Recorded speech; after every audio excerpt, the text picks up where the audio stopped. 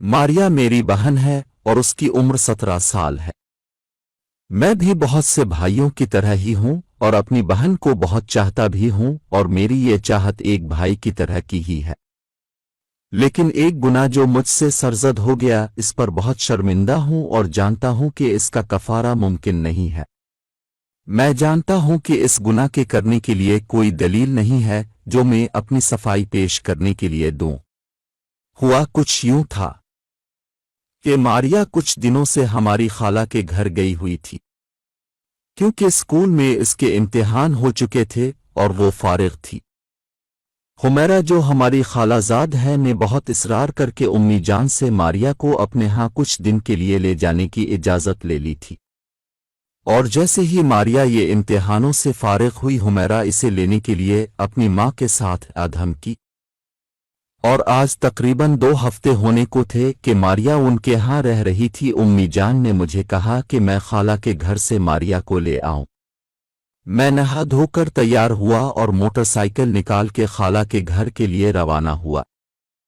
खाला का घर एक दूसरे गांव में था जो कि हमारे गांव से 14-15 किलोमीटर की दूरी पर होगा। मैं कोई आधे घंटे में ही खाला के घर जा पहुंचा। हाल अहवाल के बाद हुमैरा चाय बनाकर ले आए। चाय पी चिकने के बाद मैंने खाला से इजाज़त चाही तो खाला ने कहा कि इतनी जल्दी किया है, अभी आए और अभी चल दिए। आराम से बैठो, खाना वगैरह तैयार होता है तो खाकर आराम से चले जाना। अब खाला कह रही थीं तो मैं इनकार कैसे करता। वैसे भी मेरा दिल चाह रहा था कि मैं कुछ देर और यहीं रुकूं, क्योंकि मैं दिल ही दिल में हुमैरा को बहुत पसंद करता था और उसको 12 दिल ही दिल में अपनी बीवी के रूप में देख चुका था। मैंने भी मौका मुनासिब जाना और सोचा कि चलो इसी बहाने कुछ देर इसके साथ भी वक्त बैठ जाएगा। खाला ने इसे कहा कि जल्दी से खाना तैयार करो और खुद मेरे साथ बातें करने लगीं। हम अभी बातें कर ही रहे थे कि खाला के पड़ोस से एक औरत आ गई। खाला इस औरत के पास बैठ गई। मैं चुपके से वहां से उठा और किचन में चला गया जहां हुमैरा खाना बना रही थी। मारिया भी उसकी भरपूर मदद कर रही थी। मैं साइड पर खड़ा हो कि उनसे उधर उधर की बातें करने लगा। वो भी खाना बनाते हुए मुझसे बातें कर रही थीं। मैं चोर निगाहों से हुमैरा के भरपूर सरापे का भी जायजा ले रहा था। वो यकीनन कुदरत का शाहकार थी। वो भी मारिया की ही हम उम्र थी। गोरे रंग के साथ खूबसूरत और परफेक्ट फिंगर्स पर क़यामत ख़ेज़ लिबास मुझ पर बिजलियां गिरा रहे थे। इसकी हर अदा पर मेरी जान निकल रही थी। मैं बातें तो उनके साथ कर रहा था, लेकिन दिमाग से मैं किसी और ही दुनिया में था। वो दोनों खाना बनाने में मसरूफ़ थीं, जबकि मैं हुमैरा के सिहर में गिरफ्तार था। मैं बार बार बहाने से इससे टकराने की कोशिश कर रहा था। 2-3 दफ़ा मैंने अपने कंधे से इसकी सबसे बड़ी चीज़ को दबाया था, जबकि एक आध दफ़ा हाथ इसके वहां पर भी लगाया था। मैं सरवर और मस्ती की सी कैफियत में था। हुमैरा से छूना इसे बुरा नहीं लगा था, या फिर उसकी नज़र में ये सब हादसाती था, क्योंकि कोई ख़ास रिएक्शन उसकी जानिब से देखने को नहीं मिला था।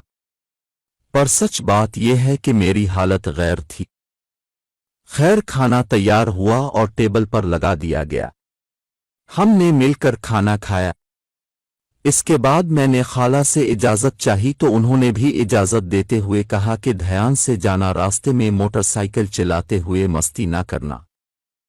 मैंने जी अच्छा कहकर मारिया को चलने को कहा। मारिया भी तैयार थी, बस इसने कपड़े तब्दील करने थे। वो 5 मिनट में कपड़े तब्दील करके आ गई। हम घर के लिए निकले तो शाम होने को थी, लेकिन फासला कोई बहुत ज्यादा नहीं था, इसलिए कोई ज्यादा फिक्र भी ना थी। मारिया हल्के पीले रंग की कमीज जबकि सफेद शलवार और दोपट्टे में क़यामत लग रही थी। हम अभी कोई 8-9 किलोमीटर ही आए होंगे कि खड़ाक की एक सख्त आवाज के साथ मोटरसाइकिल की चेन टूट गई। मैंने अपने तौर पर उसे मरम्मत करने की कोशिश की, लेकिन कामयाबी ना हो सकी। आसपास किसी मैकेनिक का होना भी मुमकिन नहीं था, क्योंकि ये चंद देहातों को मिलाने वाली एक छोटी सी रोड थी। और मैं अगले तमाम रास्ते तक उसे धकेल कर भी नहीं ले जा सकता था। मैंने देखा कि कोई 500-600 गज दूर एक घर था।